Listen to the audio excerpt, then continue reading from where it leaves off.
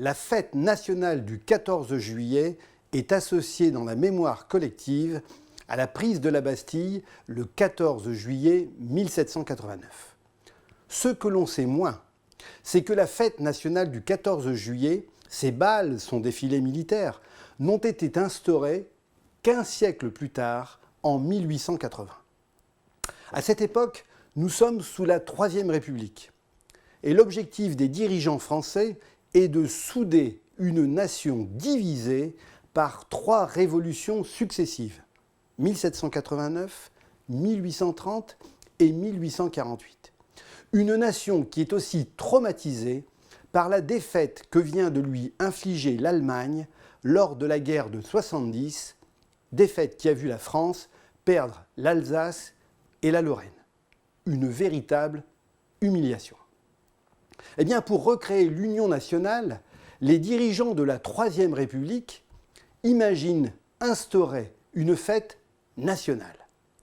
L'idée est jugée bonne, mais la date du 14 juillet qui est avancée fait polémique.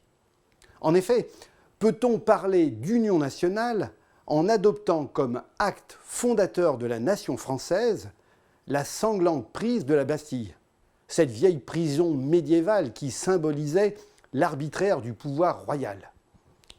Eh bien, pour contourner l'obstacle, une astuce va être trouvée par le député Benjamin Raspail, dont un célèbre boulevard parisien porte aujourd'hui le nom. Il propose à l'Assemblée nationale de commémorer en ce 14 juillet non pas la prise de la Bastille, mais la fête de la Fédération, qui a eu lieu à Paris un an plus tard, le 14 juillet 1790. Ce jour-là, devant 400 000 Parisiens réunis sur le Champ de Mars, où se trouve actuellement la Tour Eiffel, le roi Louis XVI fait le serment solennel de maintenir la Constitution décidée par l'Assemblée nationale. Une promesse de réconciliation nationale qui fait basculer le peuple de Paris dans l'enthousiasme et la fête. D'où les bals. L'astuce de Benjamin Raspail fonctionne et l'Assemblée nationale vote le 28 juin 1880 la loi qui fait du 14 juillet la fête nationale. Le premier défilé militaire eut lieu quelques semaines plus tard, le 14 juillet 1880, sur l'hippodrome de Longchamp. On l'appela la revue de Longchamp.